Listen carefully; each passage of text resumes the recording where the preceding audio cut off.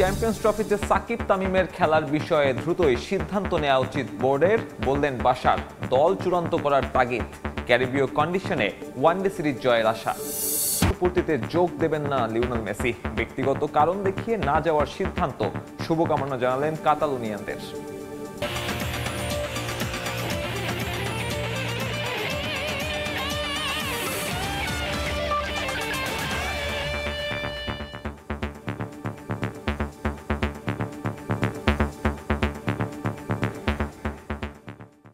বিশ্বের নানা প্রান্তের খেলাধুলার খবর নিয়ে আমাদের নিয়মিত আয়োজন খেলার সময়, আর এই আয়োজনে আপনাদের সঙ্গে আছি আমি সাব্বির মিথুন। চ্যাম্পিয়ন্স ট্রফিতে সাকিব তামিমের খেলার বিষয়টি দ্রুতই সুরাহা হওয়া উচিত, নয়তো শেষ মুহূর্তে দলে বড় পরিবর্তন এলে তার প্রভাব পড়বে ক্রিকেটারদের পারফরমেন্সে।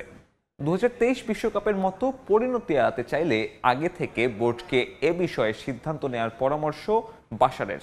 উড়িয়ে দিলেন না মুশফিক মাহমুদুল্লাহ সহ 4 সিনিয়র ক্রিকেটারের একসঙ্গে খেলার সম্ভাবনাও। ক্যারিবীয় কন্ডিশনে স্বাগতিকদের বিপক্ষে টেস্ট ও টি-20 চ্যালেঞ্জিং হলেও ওয়ানডে সিরিজ জয় সম্ভব বলে মনে করেন তিনি। ওয়েস্ট ইন্ডিজের বিপক্ষে চলমান 2 ম্যাচের টেস্ট সিরিজ শেষেই 8 ডিসেম্বর থেকে শুরু হয়ে যাবে বাংলাদেশের ওয়ানডে সিরিজের ব্যস্ততা। সবশেষ আফগানিস্তানের বিপক্ষে সংযুক্ত আরব আমিরাতের শারজায় 3 ম্যাচের ওয়ানডে সিরিজটা সুখকর হয়নি টাইগারদের। 2-1 হেরেছে সিমন্সের দল। চ্যাম্পিয়ন্স ট্রফির আগে ক্যারিবীয় দ্বীপপুঞ্জে 3 ম্যাচের ওয়ানডে সিরিজ প্রস্তুতির সেরা সুযোগ বাংলাদেশের জন্য। সাদা পোশাকে ওয়েস্ট ইন্ডিজকে হারানো কঠিন হলেও ওয়ানডে সিরিজ জয় করা সম্ভব বলে মনে করেন টাইগারদের সাবেক অধিনায়ক হাবিবুল বাশার। এইখান থেকে যদি ভালো করতে পারি সেই কনফিডেন্সটা অবশ্যই আমাদের চ্যাম্পিয়ন্স ট্রফিতে কাজে লাগবে। ইটস ইম্পর্টেন্ট ডেফিনেটলি, বাট ওডিআইতে কিন্তু আমরা লাস্ট ওডিআই যদি আমরা 2-1 হেরেছি, বাট আমি বলবো যে সেখানে আমাদের হয়তো জেতার সম্ভাবনা তৈরি হয়েছিল এবং ওয়েস্ট ইন্ডিজকে কিন্তু হারানো সম্ভব।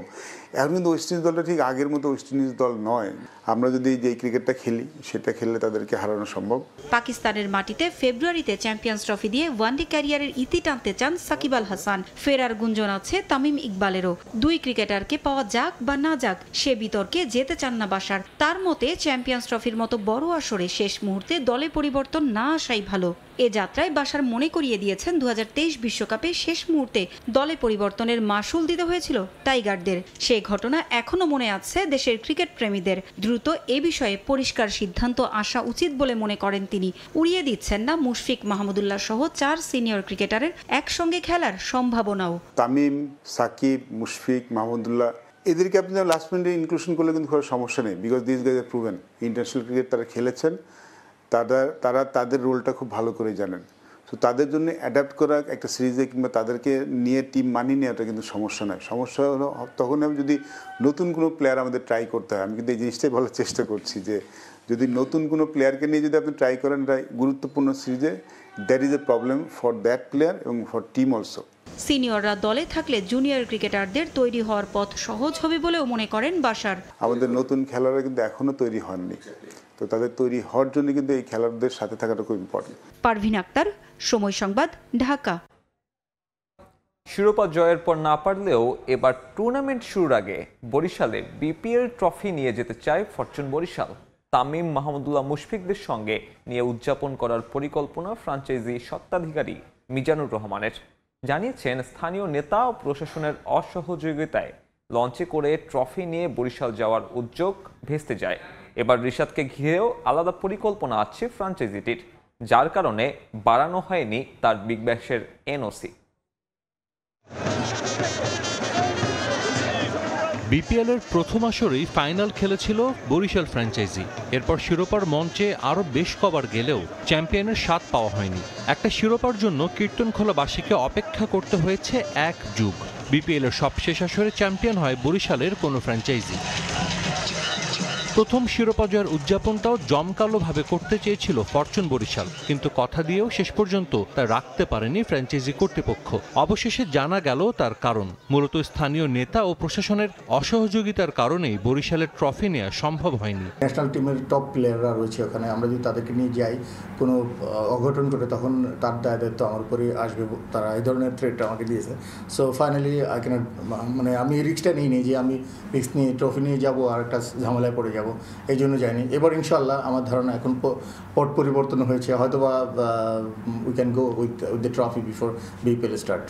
তবে এবার টুর্নামেন্ট মাঠে গড়ানোর আগে সেই উদযাপন করতে চায় ফরচুন বরিশাল, সেটাও তারকা ক্রিকেটারদের উপস্থিতিতে। এখন যারা আছে তারা সমর্থন করে, আদার্স মানে হয়তো বা এবারও নেওয়া যাবে না, তাদের কাছ থেকে তাদের সাথে কথা বলবো, তারা যদি অ্যালাউ করে দেন I will bring full set player সহ আমরা যাব, যারা খেলেছে যারা জিতেছে তাদেরকে নিয়ে যাবো ইনশাল্লাহ। কাগজে কলমে আসন্ন আসরের জন্য সেরা দল গড়েছে fortune Barishal. Dashing opener Tamim ইকবালের সঙ্গে আছেন মাহমুদুল্লাহ মুশফিক, শান্ত, তাওহিদ হৃদয়রা। এর বাইরেও রিশাদকে নিয়ে আলাদা পরিকল্পনা করছে ফ্র্যাঞ্চাইজিটি, যার কারণে বাড়ানো হয়নি বিগ ব্যাশের সুযোগ পাওয়া এই লেগের এনওসি।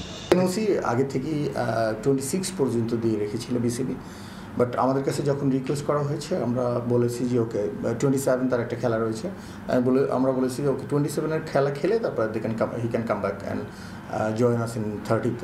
আমার 30 তারিখে আমাদের খেলা রয়েছে। আমাদের যে 11টা তৈরি করছি সেখানে রিশাদের স্থান রয়েছে। সাজিদ মুস্তাহিদ, সময় সংবাদ, ঢাকা। 7 নম্বর।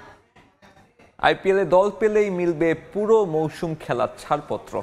অন্তত এই ফ্র্যাঞ্চাইজি টুর্নামেন্টের পরবর্তী 3 আসরের জন্য ভারতীয় ক্রিকেট বোর্ডকে এমন নিশ্চয়তা দিয়েছে বিসিবি। এদিকে মেগা অকশনে 13 জনের নাম থাকলেও 3 কিংবা 4 জন বাংলাদেশি ক্রিকেটার মনোযোগ কাটতে পারে দলের। অতীত ভুলে আইপিএল অভিষেকের সম্ভাবনা তাসকিন আহমেদের। গতির জোরে আলোচনায় নাহিদ রানাও। তবে আইপিএলের আগামী 3 মৌসুমের জন্য থাকছে না আর এনওসি অনিশ্চয়তা। আইপিএলের এবারের মেগা অকশনে দল পেলে পুরো আসর খেলার ছাড়পত্র পাবেন বাংলাদেশি ক্রিকেটাররা। ড্রাফটে থাকা 13 জনের তালিকার প্রত্যেকে গোটা মৌসুমের জন্য অ্যাভেলেবেল। বিসিবির বরাতে এমনটাই জানিয়েছে ক্রিকেট ভিত্তিক ওয়েবসাইট ক্রিকইনফো। শুধু বাংলাদেশ নয়, আইপিএলের মৌসুমে ক্রিকেটারদের পুরো টুর্নামেন্ট খেলার ছাড়পত্র দেবে বাকি টেস্ট প্লেয়িং কান্ট্রিগুলো। কেবলমাত্র ব্যতিক্রম পাকিস্তান, রাজনৈতিক কারণে যারা উপেক্ষিত এই ফ্র্যাঞ্চাইজি টুর্নামেন্টে। 13 জনের ছাড়পত্রের নিশ্চয়তা থাকলেও দল কজন পাবেন তা নিয়ে অনিশ্চয়তা অনেক।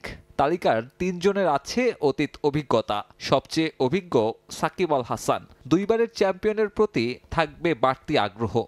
সাকিবের পরেই দল পাওয়ার দৌড়ে এগিয়ে থাকবেন মোস্তাফিজ। কাটার মাস্টারকে আবারও নিতে পারে চেন্নাই, যার সবচেয়ে বড় কারণ দলটার হোম ভেন্যু। শেষ মৌসুমে হলুদ জার্সিতে আস্থার প্রতিদান দিয়েছিলেন এই বাঁহাতি পেসার।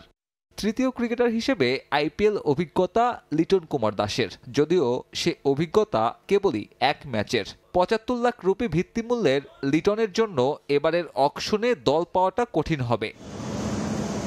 এর আগে 3 ভিন্ন ফ্র্যাঞ্চাইজি থেকে প্রস্তাব পেয়েও আইপিএল অভিষেক হয়নি তাসকিন আহমেদের। এনওসি ক্লিয়ারেন্স থাকায় এবার সে আক্ষেপ মেটানোর অপেক্ষায় ঢাকা এক্সপ্রেস। ভারতীয় গণমাধ্যমের দাবি, নিলামের টেবিলে তাসকিনকে কিনতে এরই মধ্যে পরিকল্পনা শুরু করে দিয়েছে 3টা ভিন্ন ফ্র্যাঞ্চাইজি। তাসকিনের সঙ্গে অভিষেক ঘটতে পারে নাহিদ রানার। মূলত গতির কারণে তার প্রতি আগ্রহ দেখাতে পারে ফ্র্যাঞ্চাইজিরা। এছাড়া লেগ স্পিনার রিশাদ হোসেনও হতে পারেন হটকেক। এ কজনের বাইরে নিলামে দল পাওয়ার সম্ভাবনা নেই বললেই চলে বাকিদের। সাব্বির মিথুন, সময় সংবাদ। এবারে দেশের ফুটবলের খবর। সাপ জয়ী রাঙামাটির 3 ফুটবলার ঋতুপর্ণা চাকমা, মনিকা চাকমা, রূপনা চাকমাকে সংবর্ধনা দিচ্ছে জেলা প্রশাসন। এই মুহূর্তে রাঙামাটি জেলা স্টেডিয়ামে আছেন রিপোর্টার হেফাজত সবুজ। সবশেষ খবর জানতে সরাসরি যাচ্ছি তার কাছে। আসলে এই সম্বর্ধনা দেয়া হচ্ছে। সম্বর্ধনার শুরুটা হয়েছিল তাদের যে প্রাক্তন স্কুল ঘাগড়া উচ্চ বিদ্যালয় থেকে। সকালে আসলে তাদের একটি বর্ণাঢ্য মোটর বাইক যোগে তাদেরকে রাঙামাটি শহরের দিকে নিয়ে আসা হয়। রাঙামাটি আমরা যেটা দেখতে পেরেছি যে সেখানে এই বর্ণাঢ্য যাত্রার মধ্যে তারা পাহাড়ি পথে আঁকাবাঁকা পেরিয়ে রাঙামাটির দিকে অগ্রসর হতে থাকে। এই নির্জন সড়কগুলো আসলে তখন শত শত মানুষ তাদেরকে হাত নাড়িয়ে অভ্যর্থনা জানাচ্ছিল। আমরা আরেকটি বিষয় এখানে আমরা দেখানোর চেষ্টা করছি যে যেই 3 স্বর্ণকন্যা রূপনা, ঋতুপর্ণা এবং মনিকাদের সম্বর্ধনা দেওয়া হচ্ছে, তারা আসলে এখানে স্টেজে অপেক্ষা করছেন। তারা ইতিমধ্যে আমরা দেখেছি যে বিভিন্ন সংগঠন, ক্লাব, জেলা প্রশাসন, পুলিশ প্রশাসন, বিভিন্ন সংগঠনের পক্ষ থেকে তাদেরকে আসলে সম্মাননা উত্তরীয় দেওয়া দেওয়া হয়েছে এবং একটি বিষয়ে রাঙামাটি জানিয়ে রাখি, সেটা হলো রাঙামাটি জেলা প্রশাসন, রাঙামাটি পার্বত্য জেলা পরিষদ এবং রাঙামাটি ব্রিগেডের পক্ষ থেকে তাদেরকে 1 লক্ষ টাকা করে প্রদান করা হয়েছে। এছাড়াও রাঙামাটির পৌরসভার পক্ষ থেকে 50,000 টাকা করে দেওয়া হয়েছে। এছাড়া রাঙামাটির যে বিভিন্ন ক্লাবগুলো আছে সেই ক্লাবগুলোর পক্ষ থেকে তাদেরকে এখানে ক্রেস্ট উত্তরীয় দিয়ে সম্মাননা জানানো হয়েছে। মোট কথা হলো যে এই স্বর্ণকন্যাদেরকে অভ্যর্থনা জানানোর জন্য রাঙামাটির বিভিন্ন স্তর থেকে আসলে মানুষজন সকাল থেকে মারি স্টেডিয়ামে এসে যুক্ত হয়েছে। পুরো যে স্টেজ করা হয়েছিল সেই অংশটা আসলে দর্শকে পরিপূর্ণ হয়ে গিয়েছিল। ইতিমধ্যে অনুষ্ঠানের অনেক আনুষ্ঠানিকতা শেষ হবার কারণে কিছু লোকজন আসলে আমরা দেখছি যে তারা এই অনুষ্ঠান স্থল ত্যাগ করেছে। তবে এখন চলছে স্মৃতিচারণ, যে এই স্বর্ণ কন্যা তারা যারা যে কথাটা আমাদেরকে বলেছিল, তারা ভবিষ্যতে যাতে দেশের জন্য আরো সুনাম বয়ে আনতে পারে, এই ধরনের সম্ভাবনা আরো দেখাতে পারে, তারা সেই চাকরি করেছে এবং তারা তাদের জীবন বাজি রেখে ভবিষ্যতে দেশের জন্য খেলবে। তো রাঙামাটিতে যে ছাত্রী 3 কন্যাকে সম্পাদনা হচ্ছে, এই ছিল তার সর্বশেষ। বার্সেলোনার 125তম বর্ষপূর্তিতে লিওনেল মেসিকে ঘিরে নানান পরিকল্পনা থাকলেও সেই অনুষ্ঠানেই যাচ্ছেন না আর্জেন্টাইন সুপারস্টার। 15 দিন আগে আমন্ত্রণপত্র পেলেও ব্যক্তিগত কারণ দেখিয়ে অনুষ্ঠানে না যাওয়ার সিদ্ধান্ত নিয়েছেন মেসি। তবে সাবেক ক্লাবের উদ্দেশ্যে বিশেষ বার্তাও দিয়েছেন তিনি। ক্লাবের সাবেক ও বর্তমান ফুটবলারদের নিয়ে আগামী 29 নভেম্বর বার্সেলোনার গ্র্যান্ড থিয়েটারে হবে এই অনুষ্ঠান। না পারায় সমর্থকদের কাঠগড়ায় দাঁড়াতে হয়েছিল সভাপতি লাপোর্তাকে। উদ্দেশ্য ভিন্ন হলেও এবার সে নিজেই বার্সেলোনায় আসতে ব্যক্তিগতভাবে আমন্ত্রণ জানায় মেসিকে। তবে সবকিছু যখন ঠিকঠাক তখনই বেঁকে বসলেন লিওনেল মেসি। আগামী 29 নভেম্বর বার্সেলোনা ক্লাবের 125তম জন্মদিন। সেই অনুষ্ঠানে Xavi Hernandez, Andres Iniesta, Pep Guardiola সহ উপস্থিত থাকবেন বার্সার সকল রথী মহারথীরা। তবে অনুষ্ঠানের মূল আকর্ষণ লিওনেল মেসিকে নিয়ে। অনুষ্ঠানে দেখানো হবে মেসির জীবন বৃত্তান্ত। ক্লাবের নতুন থিম সং পছন্দের দায়িত্ব দেয়া হয়েছে লিওকে, যে গান শুনেছেন মেসি। তাকে ঘিরে হওয়ার কথা আরও অনেক আয়োজন। তবে স্প্যানিশ সংবাদ মাধ্যমের খবর, ব্যক্তিগত কারণে সেই অনুষ্ঠানে যাবেন না আর্জেন্টাইন সুপারস্টার। যদিও বার্সা ফ্যানদের উদ্দেশ্যে একটি বার্তা দিয়েছেন মেসি।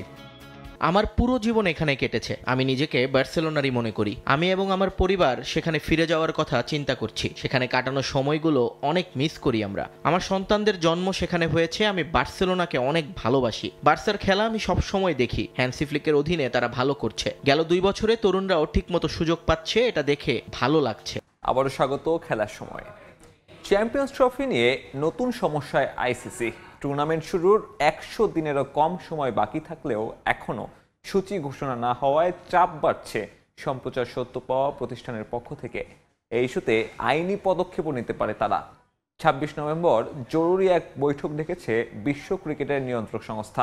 জটিলতা নিরসনে এগিয়ে আসছেন আইসিসির হবু প্রেসিডেন্ট জয় শাহ। সূত্রের খবর, বিসিসিআই সচিব থাকাকালীন তিনি বৈঠকে বসবেন পিসিবি চেয়ারম্যান মহসিন নাকভির সঙ্গে। চ্যাম্পিয়ন্স ট্রফি যেন এক সার্কাস, জটিলতা, দ্বন্দ্ব, গোলক ধাঁধা, যার শেষ কিংবা সমাধান কোথায় আপাতত জানে না কেউই। পাকিস্তানে গিয়ে ভারতে খেলার অনীহার ব্যাখ্যা চেয়ে আইসিসির কাছে পিসিবির দেয়া চিঠির উত্তর মেলেনি এখনো। সিদ্ধান্ত আসেনি বিশ্ব ক্রিকেটের নিয়ন্ত্রক সংস্থার সঙ্গে জয় শাহের বৈঠকের ব্যাপারেও। অথচ টুর্নামেন্টের ক্ষণগণনা শুরু হয়ে গেছে বাকি 100 দিনেরও কম। আর এর ফলে নতুন বিপাকে আইসিসি। ভারত পাকিস্তানের রেশারেশির ফলে টুর্নামেন্টের সূচি চূড়ান্ত না হয় আইনি জটিলতায় পড়তে পারে সংস্থাটি। আর তাদের প্রচ্ছন্ন সেই হুমকি দিয়েছে সম্প্রচার সত্য পাওয়া প্রতিষ্ঠান। তারা স্পষ্ট করে জানতে চায় ভারত পাকিস্তানের ম্যাচটি কত তারিখ কিংবা কোথায় হবে, কারণ এই একটা ম্যাচ থেকেই যে উঠে আসবে খরচের বেশিরভাগ অর্থ। তবে নাছোড়বান্দা 2 দেশ। মোদী সরকারের গ্রিন সিগন্যাল না পাওয়ায় টিম ইন্ডিয়া কোনোভাবে পাকিস্তান সফরে যাবে না। আর পাকিস্তানও হাইব্রিড মডেলে এবার আর চ্যাম্পিয়ন্স ট্রফির আয়োজন করবে না। তাই তো জট কাটাতে দায়িত্ব নিচ্ছেন জয় শাহ। ভারতীয় গণমাধ্যমের দাবি, বিসিসিআই সচিব থাকাকালীনই তিনি বৈঠকে বসতে যাচ্ছেন পাকিস্তান ক্রিকেট বোর্ডের প্রধান মহসিন নাকভির সঙ্গে। পাশাপাশি আইসিসি কর্তাদের সঙ্গেও আরও এক দফা আলোচনায় বসবেন তিনি। সব ঠিক থাকলে 1 ডিসেম্বর থেকে আইসিসির প্রেসিডেন্টের দায়িত্ব নিতে যাচ্ছেন জয় শাহ। তবে দায়িত্ব নেওয়ার আগেই জট খোলার কাজ শুরু করে দিয়েছেন তিনি। তবে আদৌ তার কথায় পাকিস্তান রাজি হবে কিনা উঠেছে সেই প্রশ্ন। ভারতীয় গণমাধ্যমের দাবি চ্যাম্পিয়ন্স ট্রফির ভাগ্য নির্ধারণে আগামী 26 নভেম্বর এক জরুরি বৈঠক ডেকেছে আইসিসি। তবে বসে নেই পিসিবি। ইতোমধ্যে সিইও সুমের আহমেদ সৈয়দকে চ্যাম্পিয়ন্স ট্রফির ডিরেক্টর ঘোষণা করেছে তারা। বুঝিয়ে দিচ্ছে এবার আর দেশের বাইরের প্রতিযোগিতা যেতে দেবে না। এখানে থেমে নয়, চলমান রেখেছে ট্রফি ট্যুরের সকল কার্যক্রম। এই যেমন শুক্রবার জুমার নামাজের পর বিখ্যাত মোহাট্টা প্যালেসে সরফরাজকে নিয়ে বিশেষ ফটো সেশন করানো হয়েছে। যেই সরফরাজের নেতৃত্বে সবশেষ এই আসরের শিরোপা জিতেছিল পাকিস্তান। মাহবুব রিমন, সময় সংবাদ। আবারও স্বাগত খেলার সময়। ঠাকুরগাঁয়ে পর্দা নামলো জুলাই শহীদ স্মৃতি ফুটবল টুর্নামেন্টের। মাসব্যাপী ফুটবলীয় দ্বৈরথ শেষে ফাইনালে নীলফামারী ফুটবল একাডেমিকে 3-0 গোলে হারিয়ে চ্যাম্পিয়ন স্যান্তোস ক্লাব রংপুর। শিরোপা নির্ধারণী ম্যাচে দর্শকদের উপস্থিতিও ছিল চোখে পড়ার মতো। বিস্তারিত জিয়াউর রহমান বকুলের রিপোর্টে। ম্যাচ শুরু বেলা 3টায়, তবে তার আগেই মাঠ ভর্তি দর্শক। প্রত্যন্ত অঞ্চলে ক্রীড়াপ্রেমীদের ফুটবল প্রেমের কথা সবারই জানা। তার প্রমাণ আরও একবার ঠাকুরগাঁও সদর উপজেলার চেরাডাঙ্গি ঐতিহ্যবাহী ফুটবল খেলার মাঠে। খেলা শুরু হয় নির্ধারিত সময়ের প্রায় আধা ঘন্টা পরে। রেফারির বাঁশিতে মাঠের লড়াই শুরুর পরে দর্শকরাও মন্ত্রমুগ্ধ হয়ে উপভোগ করতে থাকেন ফুটবলীয় দ্বৈরথ। কেউ কেউ বসার জায়গা পেয়েছেন, কেউ আবার দেখছেন দাঁড়িয়ে। ফাইনাল বলেই হয়তো আকর্ষণটা বেশি ছিল। আর দুই ফাইনালিস্টও মাঠে ফাইনালের মতোই করে ফুটবলীয় প্রদর্শন। কখনো সেন্টোস, কখনো বা নীলফামারী একাডেমি। বলের কারাকারির মাঝে প্রথমে এগিয়ে যায় রংপুরের সেন্টোস ক্লাব।